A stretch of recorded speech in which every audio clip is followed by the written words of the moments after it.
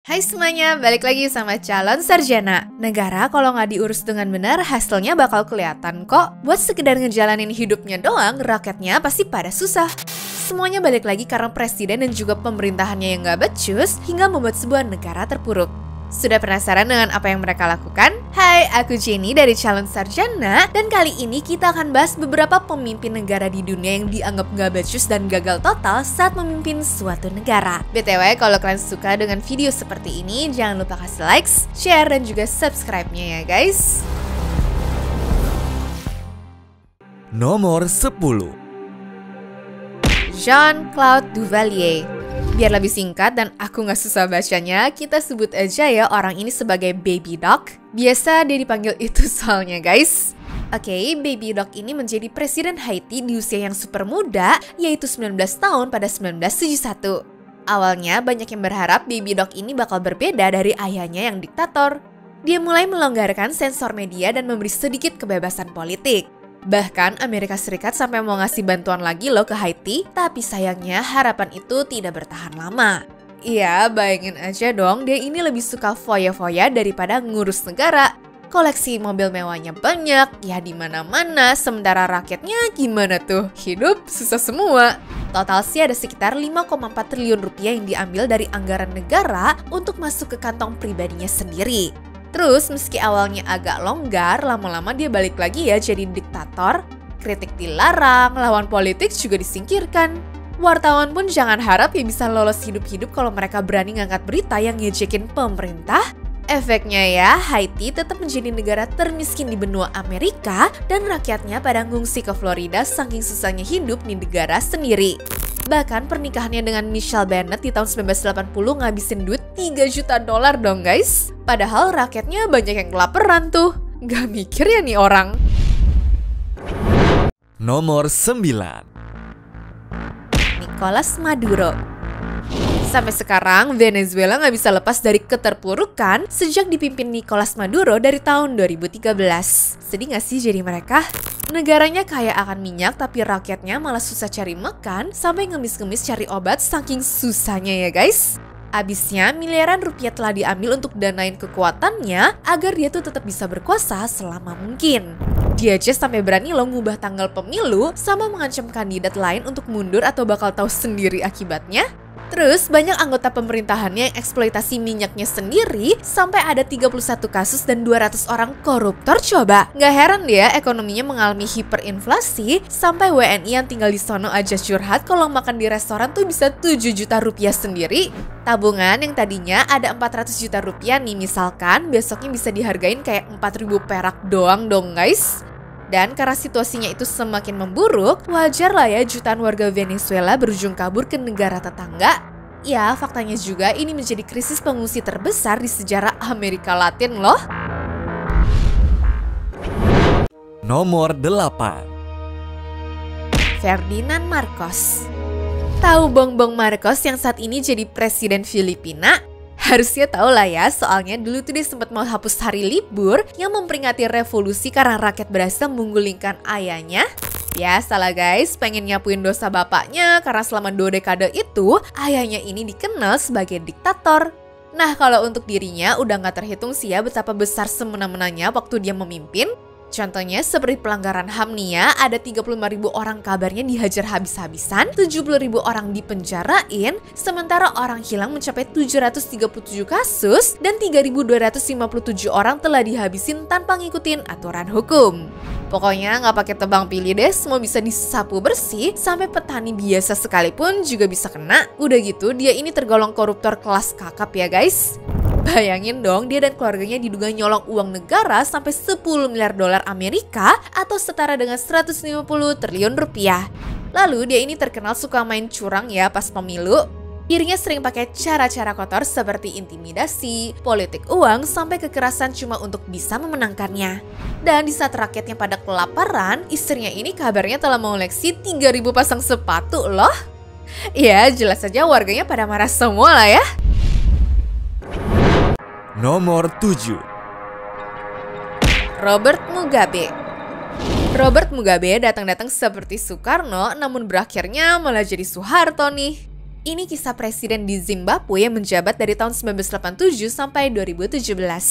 Dia nggak mau turun dari kursi presiden dan malah bikin undang-undang untuk memperpanjang kekuasaannya ya. Kacau kan? Udah gitu, siapapun yang berani kritik mulai dari aktivis, jurnalis, sampai orang yang nentang pemerintah itu bakal dibungkam total guys. Nggak cuma di penjara ya, bahkan sampai dibunuh dan juga disiksa demi tidak jadi pemberontakan. Jumlah korupsinya pun gak nanggung-nanggung. Dari yang dikenal sebagai presiden termiskin, di akhir kekuasaannya dia ini punya harta mencapai 20,7 triliun rupiah. Gila kan? Di saat warganya mengalami hiperinflasi sampai 231 juta % dan banyak mengalami gizi buruk sampai meninggal karena lapar, dia malah foya-foya tuh. Kalau aja orang ini nggak jadi presiden dalam waktu segitu lama, mungkin Zimbabwe nggak jadi negara yang diolok-olok dunia kali ya. Nomor 6. Francisco Macias Nguema. Saat Francisco Macias Nguema terpilih jadi presiden, nggak lama langsung ganti aturan tuh dan ngangkat diri sendiri jadi pemimpin seumur hidup. Iya, kalian tuh nggak salah denger guys. Orang ini mengubah konstitusi untuk memusatkan semua kekuasaannya tuh di tangannya sendiri. Dia bahkan menyebut dirinya mukjizat unik dan grandmaster pendidikan, sains, serta budaya. Salah satu kebijakan yang tidak masuk akal buat aku sih ini ya. Dia melarang pendidikan swasta dan bahkan melarang penggunaan kata intelektual. Lebih ekstrim lagi, dirinya melarang pemakaian kacamata karena dianggap tanda orang berpendidikan dong. Aneh banget kan? Terus nyawa kalian juga nggak ada harganya sih di sini. Francisco ini bakal siapapun yang tidak sejalan dengannya ya guys. Diperkirakan sih dia tuh telah menangkap 20.000 sampai 50.000 orang atau sekitar 6 sampai 15% dari total penduduk. Ya, akibatnya 2/3 penduduk Guinea Khatulistiwa memutuskan untuk beremigrasi karena tidak betah. Tapi kegilaannya bukan cuma itu aja. Di saat dia lagi di luar kota, listrik di ibu kota tuh bakal dimatiin dong.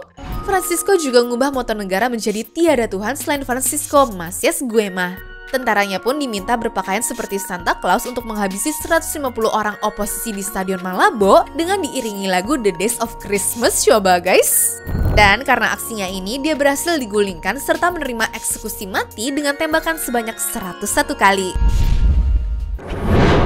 Nomor 5. Mobutu Sese Seko.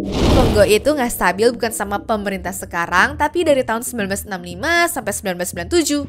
Itu semua gara-gara Mobutu Sese Seko ini nih, presiden paling otoriter dan gila harta di sepanjang negara tersebut. Dia korupsi gila-gilaan dengan nilai mencapai 31,7 triliun rupiah. Jadi mau dilawan sama orang berduit sekalipun juga nggak bakal bisa deh ya. Orang paling kaya ya keluarganya kok.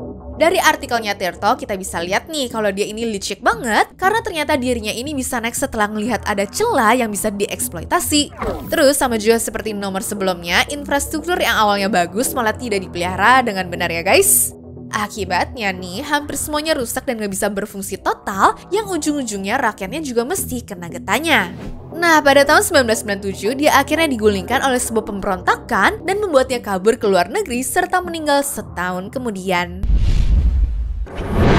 Nomor 4. Mengistu Haile Mariam. Potret kelam sejarah kepemimpinan di Ethiopia tercipta dari sosok yang mengubah negara ini menjadi medan teror selama hampir 2 dekade. Semua bermula saat dirinya berhasil menggulingkan Kaisar Haile Selassie dan menghabisi para saingan politiknya pada saat itu. Periode kepemimpinannya yang paling mengerikan adalah Teror Merah, sebuah kampanye brutal yang menewaskan ribuan rakyat Ethiopia. Dia secara sistematis memburu lawan politik, intelektual, dan siapapun yang dianggap mengancam kekuasaannya ya guys. Bayangin dong, di bawah kepemimpinannya ribuan orang hilang mendadak, disiksa, dan tanpa proses hukum yang benar. Lalu ekonomi negara hancur, kelaparan merajalela, dan Ethiopia pun tenggelam dalam kemiskinan. Dia ini pokoknya lebih sibuk banget sekte pribadinya dan menumpas lawan-lawannya daripada memperhatikan kesejahteraan rakyatnya deh. Nah, pada tahun 1991, beruntungnya rezim yang dia miliki runtuh dan dirinya pun kemudian melarikan diri ke Zimbabwe. Pengadilan di Ethiopia akhirnya memvonisnya bersalah atas genosida yang berhasil membunuh 1,2 juta orang meskipun dia tidak pernah kembali untuk mempertanggungjawabkan perbuatannya ya. Nomor 3. Alberto Fujimori. Orang ini adalah mantan presiden Peru yang memimpin dari tahun 1990 hingga 2000 serta dikenal sebagai sosok yang kontroversial karena gaya pemerintahannya yang otoriter. Di awal masa jabatannya, Fujimori menerapkan kebijakan ekonomi radikal yang disebut Fuji Shock dengan menaikkan harga bahan bakar hingga 3000% untuk bisa mengatasi inflasi. Nah, meski berhasil menekan hiperinflasi, kebijakan ini menyebabkan PHK massal dan kemiskinan yang meluas ya guys. Pada tahun 1992, dirinya juga melakukan kudeta terhadap pemerintahannya sendiri dengan membubarkan kongres dan juga mengambil alih kekuasaan penuh yang membuatnya semakin otoriter. Selain itu, Fujimori terlibat dalam pelanggaran HAM berat, termasuk operasi militer rahasia yang menewaskan puluhan orang dengan dalih memerangi terorisme. Dirinya juga menghadapi tuduhan korupsi besar-besaran, termasuk kasus suap dan juga penggelapan dana negara. Dan akhirnya pemerintahannya ini runtuh pada tahun 2000 setelah skandal korupsi besar yang terungkap. Namun Fujimori melarikan diri ke Jepang sebelum akhirnya diekstradisi ke Peru untuk diadili. Dia kemudian dihukum atas penggelapan HAM serta korupsi, di mana menjadikannya salah satu pemimpin paling kontroversial dalam sejarah Peru. Nomor 2. Pol Pot.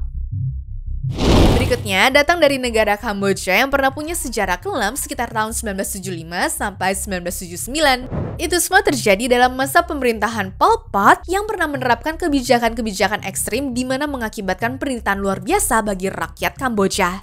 Terinspirasi oleh ideologi komunis dan juga revolusi kebudayaan Cina, Pol Pot berusaha menciptakan masyarakat agraris tanpa kelas, guys. Dia memaksa penduduk kota untuk pindah ke pedesaan dan juga bekerja di ladang-ladang pertanian. Kebijakan ini mengakibatkan kematian massal akibat kerja paksa, kelaparan, dan juga berbagai penyakit. Pol Pot juga menghapuskan penggunaan uang, melarang praktik keagamaan, dan juga menutup sekolah-sekolah. Yang paling mengerikan nih, rezim Pol Pot melakukan pembunuhan sistematis terhadap kaum intelektual, profesional, dan siapapun yang dianggap sebagai ancaman loh. Akibatnya, diperkirakan sekitar 2 juta orang Kamboja atau seperempat populasi negara tersebut tewas selama periode yang dikenal sebagai The Killing Fields ini. Nomor 1.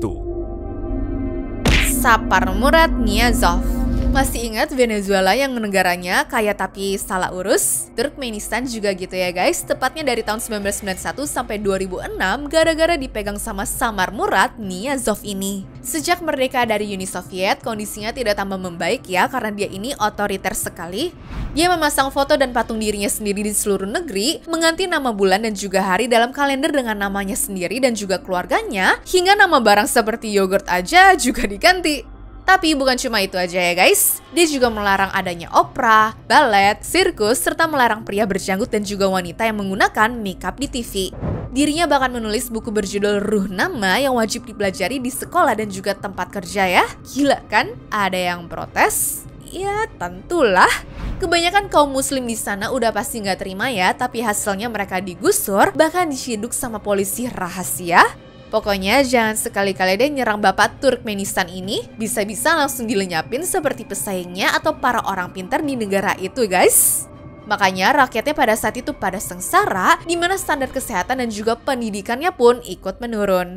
Di bawah pemerintahannya, Turkmenistan menjadi salah satu negara paling represif di dunia ini loh. Medianya dikendalikan ketat, oposisi politik dilarang, dan juga pelanggaran HAM pun marak terjadi. Bayangin ya, pada tahun 1999 aja nih dia mengangkat dirinya sendiri sebagai presiden seumur hidup coba. Meski demikian, dia tetap populer di kalangan sebagian masyarakat Turkmenistan berkat kebijakan kesejahteraan yang didanai dari penjualan gas alam negara tersebut. Dan kepemimpinan eksentriknya ini harus berakhir dengan kematiannya yang datang pada tahun 2006 yang meninggalkan warisan kontroversial serta masih mempengaruhi Turkmenistan hingga saat ini. Anyways, cukup sampai di sini ya guys video hari ini. Sampai jumpa di video selanjutnya. Dah.